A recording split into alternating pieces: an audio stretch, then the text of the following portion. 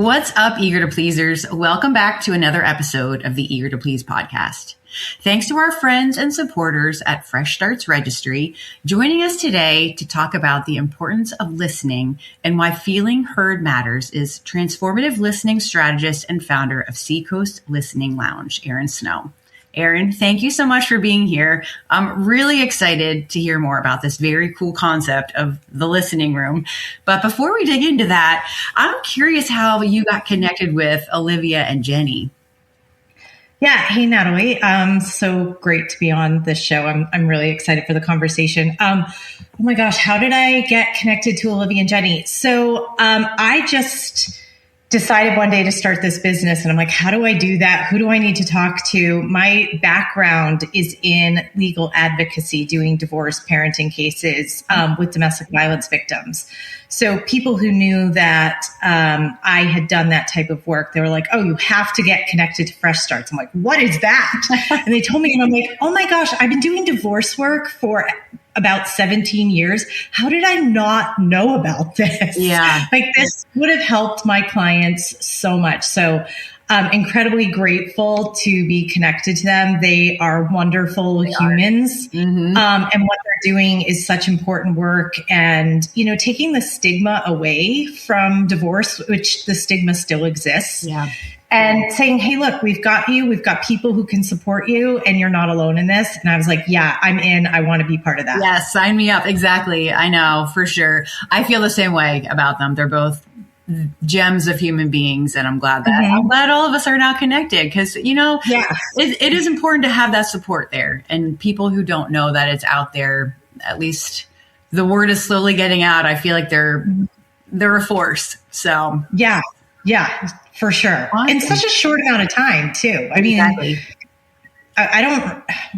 Was it 2020, 2021 when they launched? Somewhere around COVID, I think. Yes. Because I remember them saying, 4 or 5 years. They've been out 4 or 5 years now. So it's great to see them take off. So, well, I'm so glad that you're here. I'm so grateful for the introduction that they've made between the two of us. And, now it's your turn to be in the spotlight. So I want to dig into this idea of the listening lounge and how the idea was born. Sure. Okay. So the funny story is I'd gone, not funny going through a divorce, but right. Yeah. The funny thing was, after that, I was watching Sex and the City again, and I got really pissed off. I was like, who has these friends that can just meet in a coffee shop? This doesn't happen. It certainly wasn't my real life. Like, I don't have friends that I can just like unload everything on, and they all have time and they can all meet at a coffee shop. So I was like really pissed off about this when I came up with this idea. But the backstory really is the work that I had done previously at New Hampshire Legal Assistance, advocating on behalf of domestic violence victims and survivors in their divorce and parenting cases and protective order cases. And in my many years doing that work, what I heard so often was that, Erin, nobody's listening to me. I am telling my story. I am screaming my story. I'm telling friends, I'm telling family, and they don't get it. They turn me off. They tune me out. Like, nobody is hearing me. And I understood that. I understood it because I lived it every single day and saw the struggles that they were going through. But I'm a survivor myself. And I was like, okay, like, yes, this happens where you feel silenced, where you feel like you're going to be judged. Like, you don't want to talk about things, but you do want to talk about things, and just navigating who the right people are. It's exhausting. Yeah. And oftentimes you feel very much alone. So the Sex and the City thing and my work, and just like going, there's no place where you can just do this. Mm-hmm. And, coming out of my divorce, I didn't tell my friends. I didn't really talk to my family that I was even considering it or going through it.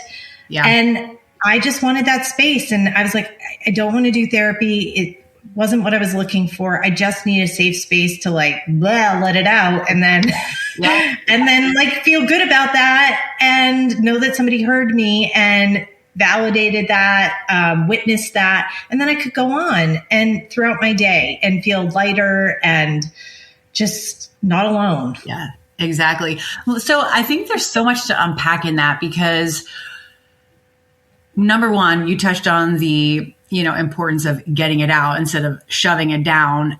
And another avenue of that is feeling heard. And so why do you think people don't feel like they can feel safe to unleash? Or do you think it's because the other person doesn't know how to react or how to support them? Yeah, I think it's a combination of things. I think for the person who has information to share or a story to tell, they're scared of how that's going to be received. I mean, think about all the times that you're having conversations with people and you're looking for the visual cues. They're like, are they present? Yeah. Are they like, oh my gosh, this is the craziest freaking story I've ever heard. Like, what the hell?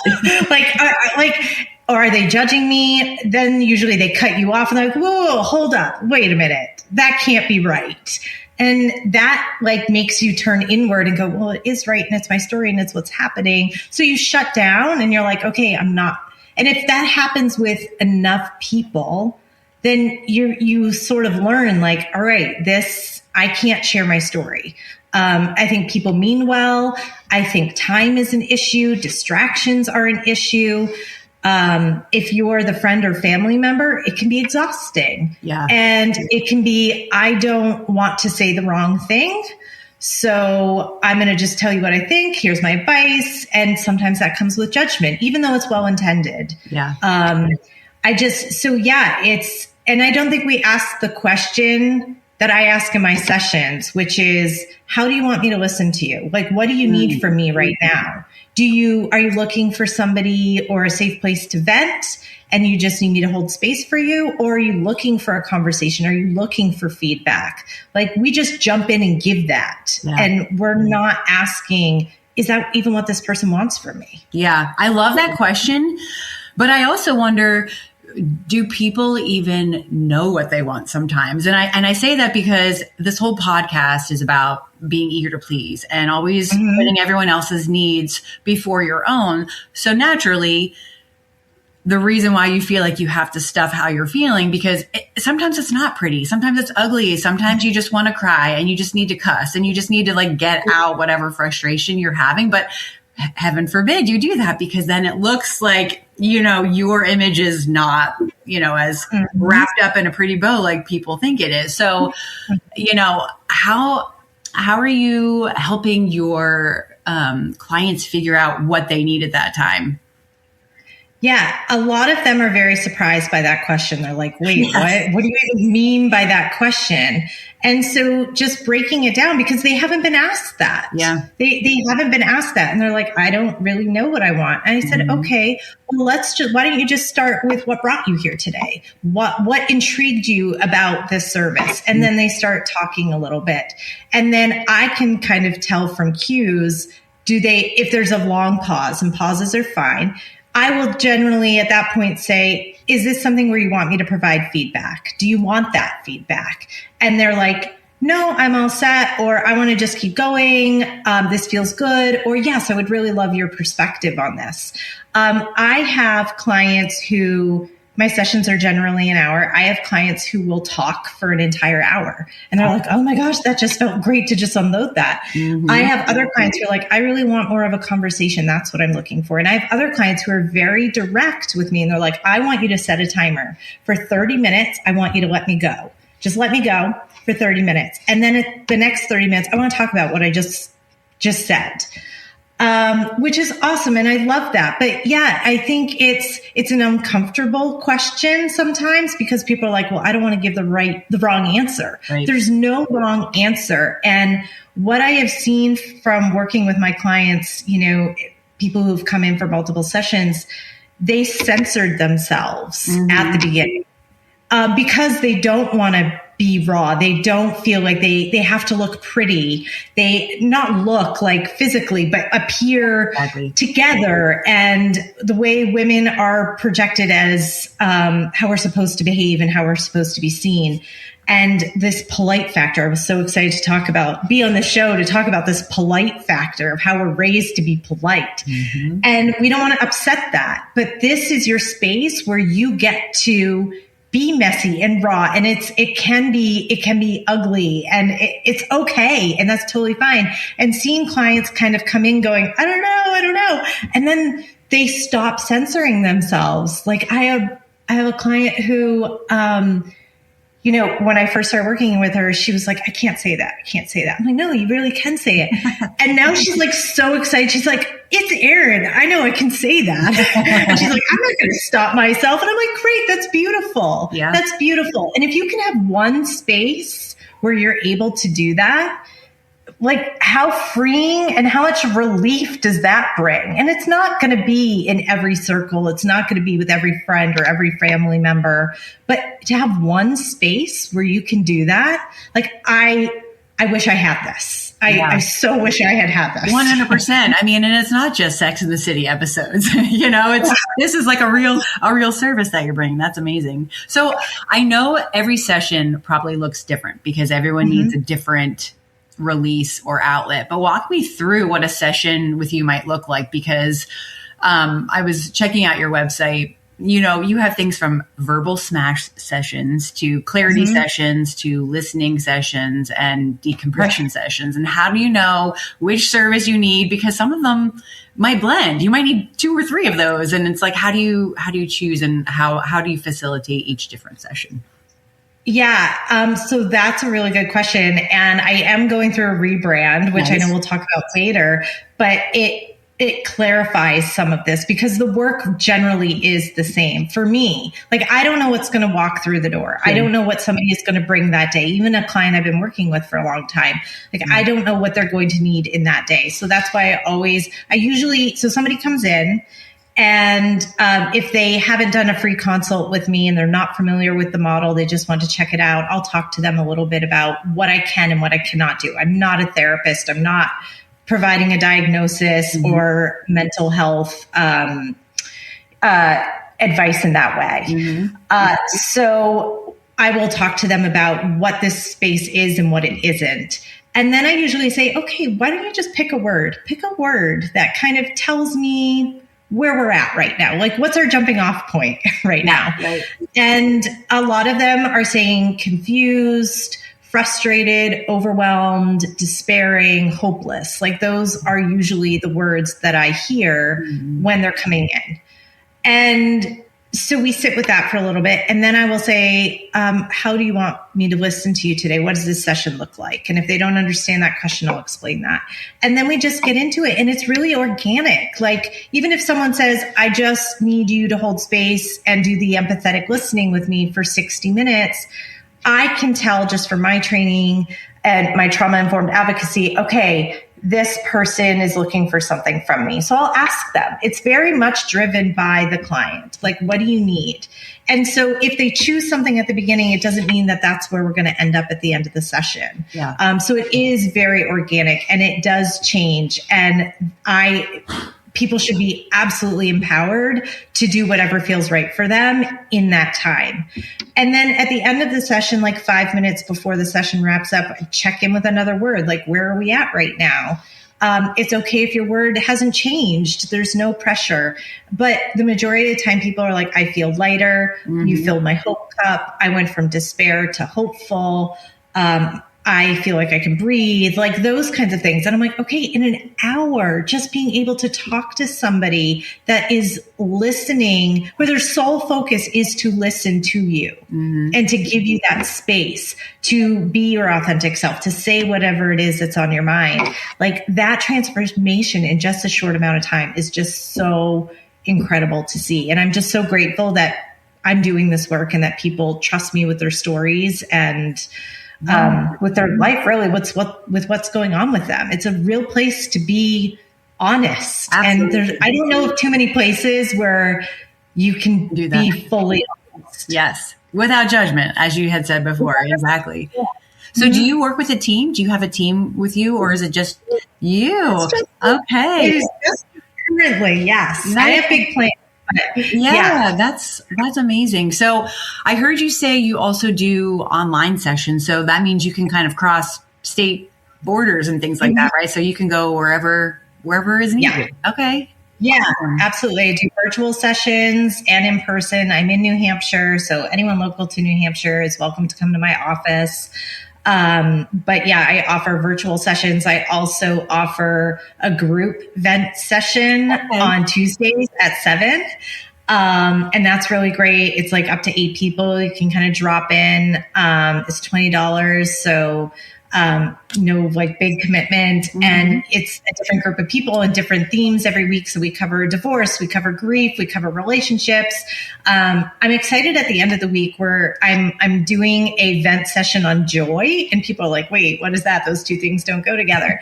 But like, people think that this is just a space where the hard things are unloaded or the things that are going wrong. I have people who come to me who are like, hey, I have this really great news that I'm so excited about, but I don't have anyone to tell.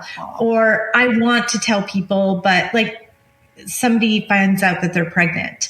And they're so excited about that news, but maybe they're scared because it's early and they don't want to tell people yet. Or maybe they are best friends with somebody who is struggling with fertility, so they feel badly talking to them about it. So they come and they share these like wins with me and this really good news too. So it's both ends of the spectrum and everything in the middle. Yeah, no, that's amazing, because balance is so important. You know, when we focus on the negative, it tends to be heavy, but it's also good to talk about the positive too. That's awesome. So what exactly is a verbal smash session? What is what do you do? Yeah. Okay. So actually I'm phasing that name out because people are like, what? I was going into, the visual of an actual smash room. If anyone's ever been to that, where you throw the plates and you're hitting TVs and actually smashing items. So I was like, oh, this is like a verbal smash room where you just get to, you're putting it all out there. Yeah, exactly. But people, and initially when I first started this business, that was kind of like my tagline.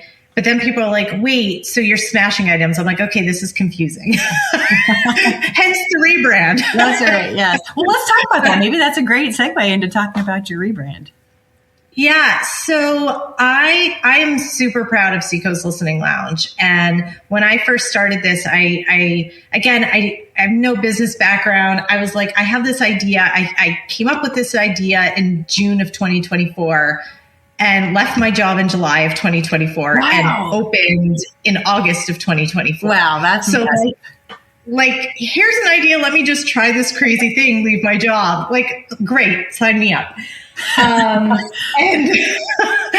And so I was like, all right, Seacoast Listening Lounge, I'm going to have this little space. It's going to be, I'm going to have some people come in and they're going to talk. And it blossomed. It really did. People, from across the country are like, hey, can I participate? How do I do this? I got connected with Fresh Starts. It started getting bigger than and I am so appreciative of my local community, but it's expanding. And I wanted it to be accessible to people all over and for them to relate to it being all over. And I love my logo. It's beautiful. It's so pretty, but it reminds people of a salt cave and a meditation room.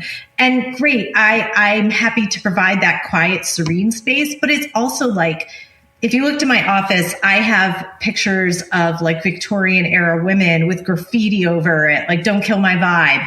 And it's this idea of, and it has always been this idea of, hey, women especially are people pleasers, have been raised to be people pleasers, have been raised to be polite, have been raised to, hey, this is how we need to present. Don't cry because you're going to look hysterical. And then that's going to be a label for you. Like all of these things, all of these pressures. And I was like, okay, well, look, this is like where you can just take what society is saying that we should appear like and just totally throw that out the window and just be yourself and show up how you want to show up. And that's what I love, like those two things coming together. And so I was like, all right, my logo doesn't represent that. The message doesn't represent that. What I'm doing does represent that. The work is exactly the same, but I'm so excited that I'll say my name. I'll say the new name. Okay, awesome.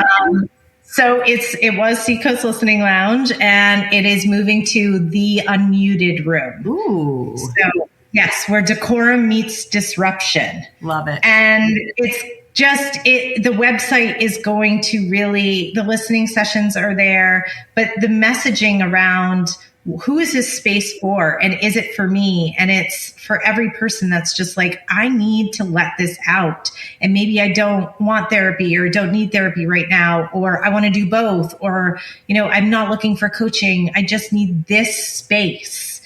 And I think that for people who are looking for this service internationally, nationally, I think this speaks to them a little bit more, and it also really encompasses the work that I have done from the beginning and the dream that I've had of this space since the beginning. That's amazing. I'm happy for you, Erin. That's great. That is super. Well, I'm excited to see the rebrand once you get that launched in a couple. So cool. Yeah. It is so cool. It's very. I'm really well. You're excited. I can see you're excited about it. So yeah, that's great. That's great. Yeah. So we've talked about this. I think you've mentioned this a couple times now, that the Listening Lounge is not therapy.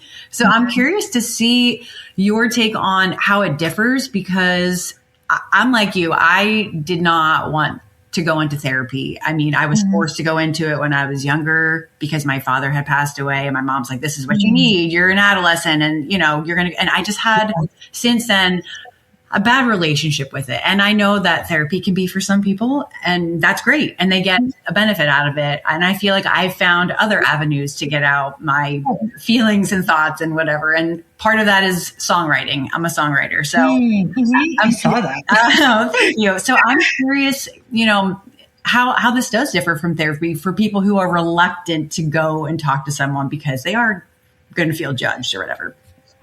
Yeah, I think people are resistant sometimes or scared of therapy because they have an idea in their head of what therapy looks like. Right. I'm going to get a diagnosis. Right. So, and maybe people are like, I don't want a label on me. Or and it could be anxiety, it could be depression, it could be OCD, whatever it is. Like, people are like, I don't want to identify with that, and I'm afraid that if I go, that they're going to tell me that, and then maybe I'm going to have to get on medication. Right. It also, I think with therapy, it's not like you can drop in, do it once, and like you're out the door. Like, therapy is meant to be consistent and stabilizing, and people really need that. But there's also a lot of intake forms and a lot of history. And, what people have said to me is, one of the things that I'm resistant about is like, I just want to talk about this thing that's happening to me, like right now in this moment. I don't want to connect it to something that happened to me in the past. Yeah. And they're like, I don't want to dig into that, or I really don't think that's connected. Like, I'm not making those judgment calls, right? I'm not. It's not my role. So I think people look at this and they're like, hey, great, a space where I can talk and somebody's going to listen to me and be supportive. That's what I'm looking for. I'm very clear that this is not for people who are in crisis. That is not my wheelhouse. I work with licensed mental health workers, so therapists and counselors. And I will have referrals on my new website, which is great. People that I trust, that I can say, hey, look, this isn't a great fit for this model, but here are some people that I trust that I think would be really great to work with. Yeah. And I was nervous when I first started this. I was like, is the therapy community going to say, look, what are you doing? This isn't the right thing. They have embraced me. That's awesome. Like, wholeheartedly. Amazing. They're like, this is great. It's another model. It's also for people who maybe want to get into therapy, but the wait lists are really long, or they can't find somebody who is meeting their needs. So like, if you're not in immediate crisis, great, come talk to me. Use it as a bridge while you wait, because you're like, I really need to talk to somebody. Don't sit and suffer. Exactly. Like, come and talk to me, still get on the wait list, still make the phone calls. It's also a really great transition for people who have been in therapy for a really long time. And the therapist is like, okay, I think you're ready to graduate, to move on. You have all the tools, but they're scared that, but I've always been talking to somebody and now I'm not going to have that thing anymore. the therapist will refer to me and say, look, she's not a therapist, but she is a safe space where you can talk. So I think this would be a great avenue for you. So it really has worked both ways beautifully. And I would say too that like, I have clients who are in both, who see me as a professional listener and who are also in therapy.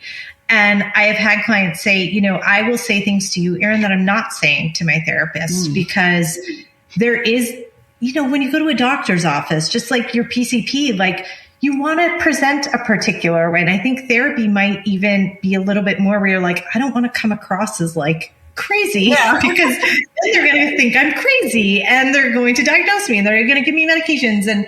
And I would encourage people, if that's happening, to have those conversations with your therapist. But I think that is kind of the barrier. I think that's kind of the resistance. So this is kind of like, hey, let me try this. And I'm totally comfortable saying to somebody, I'm not the right fit. Like you might benefit from therapy, and here's some great people that I work with. But yeah, I think people come in and they're like, I don't have to have any kind of mask on whatsoever. Mm-hmm. Like I can literally say anything to you. I mean, obviously I have to follow state guidelines, but yeah, like I can show up in sweatpants and my messy hair and be like, I just couldn't shower. I also just will say one more just kind of key thing is if you're kind of going back and forth, feel free to try both. But also if you have something that is preventing you from participating in your daily activities, that's like prohibiting you from participating in your daily activities, that's not a good fit for me. That is somebody who I'd say, okay, that's something maybe you should talk to a therapist about. If you're just like wake up and you're like, I don't feel like getting out of bed today and I want to watch Netflix because I broke up with my boyfriend and today's just a crappy day, then great, call me. We'll talk about it. But I would say that's like, if you're kind of going, I'm not sure, always have conversations with both if that's what you're kind of weighing. But somebody who is like struggling with doing the daily stuff, that would be not me. More intense, I guess, intervention. Yeah, and I have people, again, therapy I think is meant to be consistent. I have people who are like, great, I had one session with you, I felt awesome, I was going through this really difficult time. Mm-hmm. In 3 months, if something else comes up, they're like, I'm going to call Erin. I have other people, because I have a membership program, I have other people who are like, I really like the regular consistency of being able to talk to somebody that's neutral, that's unbiased, that doesn't know the players, and I can drop it off with Erin and leave and I'm good. So let me ask you about that as the listener, because I feel like maybe therapists might feel the same way. When you take on, and maybe you're good at separating, what you're listening to and what you have to filter, but as a woman, I feel like we take on, maybe this is also a stereotype, but we take on other people's things. And so how do you as a listener filter through that so you're not carrying so much heaviness? Yeah. I think for me, it brings me energy. Mm-hmm. That is not me saying I like feed off of people's misfortunes. That's not it. Right. But for me, so I said earlier that I'm a survivor. I'm a survivor of child sexual abuse. Oh my God. And I worked with domestic violence victims and sexual assault and stalking victims for almost 2 decades.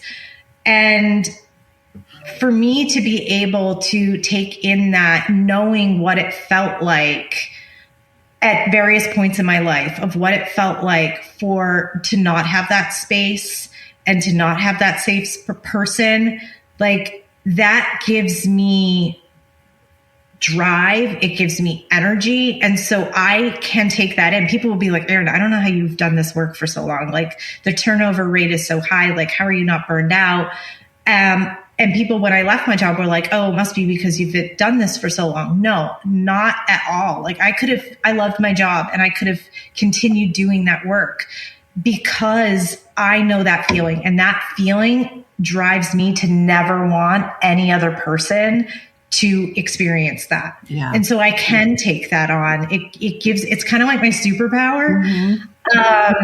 And I don't know how else to explain it other than that, but I do believe self-care is important. Community care is important. So if you ever see me at the beach, I love the beach. Just the sound of the waves. Maybe that's where Seacoast came from. I don't know. Your blood. Yeah, exactly. I have a wave tattoo. It's like, awesome. It's very much my zen. Yeah, exactly. And I think we all need something like that. But yeah, I don't ever feel like I can't take on more. I don't ever feel like somebody's story was too hard. I think just my own experiences and me not wanting anyone else to have that experience, it enables me to be able to take it all in. Yeah, no, that's so awesome. So would you say that listening in and of itself is like our social responsibility to learn how to hear other people in a way that the other person is feeling validated, I guess? Mm-hmm. Yeah, I think we can all do a better job at listening. Yeah. There are, things that are seem maybe hard or difficult, but if you practice them, like it becomes second nature. But I also want to honor that some people are like, that's just I don't feel comfortable doing that, or I feel like I'm not good at that.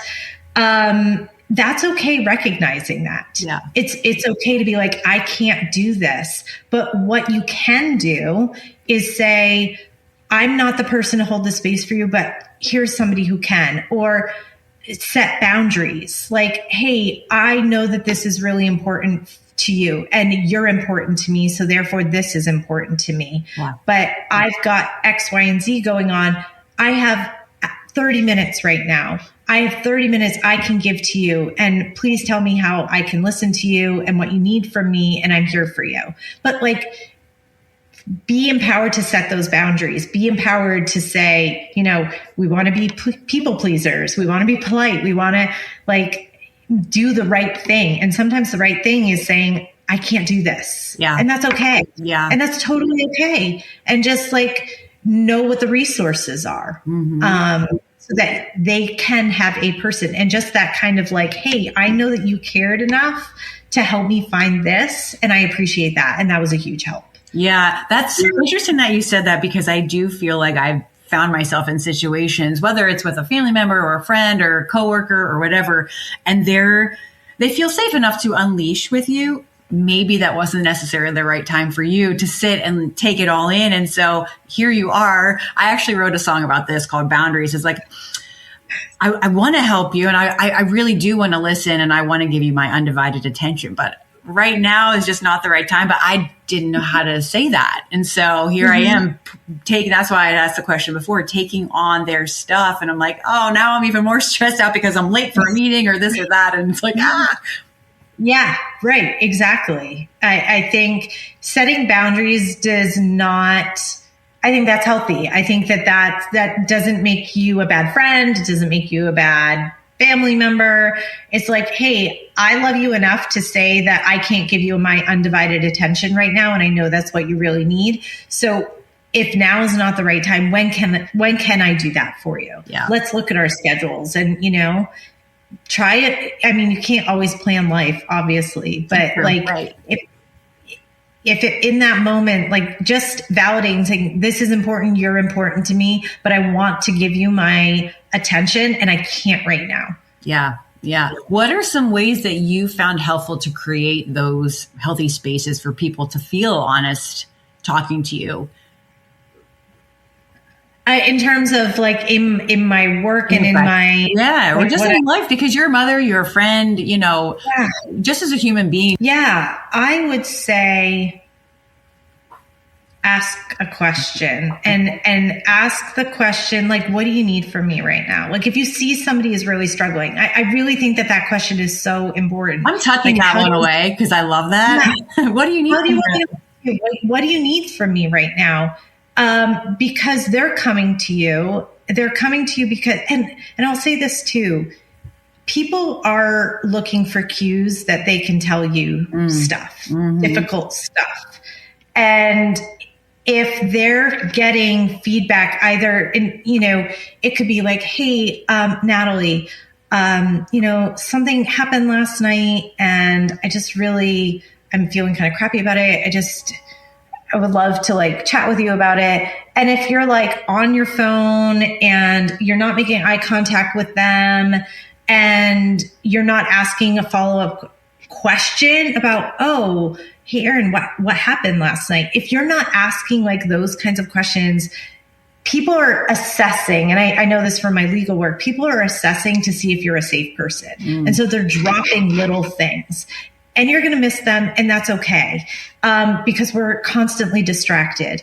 But I think like pausing and saying, oh, I just heard that Erin said something difficult happened last night. And so there's a couple of options. You can say, hey, Erin, this is important to me. You're important to me. Like I said before, I want to talk to you about this. When would be a good time? Because I'm late for a meeting. Or you could say, hey, I have some time right now. I really want to find out what's going on. What do you need from me? Like those kinds of things. Just asking the question. And you're not going to get it right all the time. But if people feel like, hey, this person's going to validate me and not interrupt me, not say that what I'm feeling is wrong, not saying I should have handled it differently. Like, do you want me to vent, or do you want somebody to give feedback? Like, those simple things will make such a big difference. Yeah. Which hat am I wearing today? Right. Yeah. Yeah. Yeah. Erin, this has been amazing. I feel like everyone needs to know about this option, and just wanted to open up the floor to you to see if there's anything else that we haven't talked about that you might want to share with our listeners. Yeah. I think I mentioned a couple of times this politeness factor. And I think, from when we're kids, like I know for me, when I was growing up, it was like, hey, when you go to a friend's house, if they offer you a meal, make sure you eat everything on your plate. And so like it's ingrained in us. And even if something is making us uncomfortable in dating, like, oh, am I really like, I need to be polite to this person, but what they're doing is making me uncomfortable. And I really want to push back against that and just say, look, be empowered to use your voice. And if it's not with that person, find a person who will listen to your voice, because you deserve to be safe. You deserve to be comfortable. You deserve to be heard. And don't let kind of these, whether it's upbringing or societal expectations of we need to please, we need to be polite, like don't do that at the expense of what feels good and safe for you. Yeah. Going back to those boundaries. They're healthy. Yeah. Yeah, exactly. Yes. You have been amazing. Thank you for joining us today on the podcast, and let's stay in touch. I'm excited to see this new rebrand. So we will definitely make sure we link everything. Before I let you go though, do you want to share are you able to share your new website, address, and where people can find you on social so they can find you once this launches? Yeah. So it's theunmutedroom.com. Okay. But anyone can put in seacoastlisteninglounge.com and it will kick to the new one once those are all tied together. Awesome.